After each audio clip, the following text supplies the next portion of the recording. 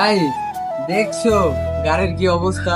এখন এই গাড়িটা ধুইতে হবে, যার কারণে আর কি বের করতেছে। আমাদের রাস্তার অবস্থা তো ভালো না, গাড়ির পিছনে সামনের অবস্থা খুব খারাপ।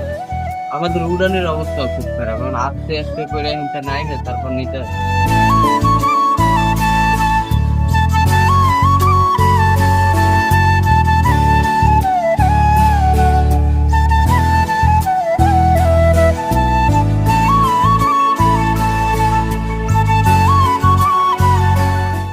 গাইস, দেখছো গাড়ির অবস্থা কি? এই যে এই সব জায়গার অবস্থা, ভিতরের অবস্থা দেখো একটু।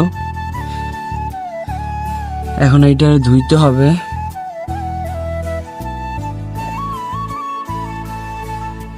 অবস্থা খুবই খারাপ, অবস্থা বুঝাই ব্যবস্থা।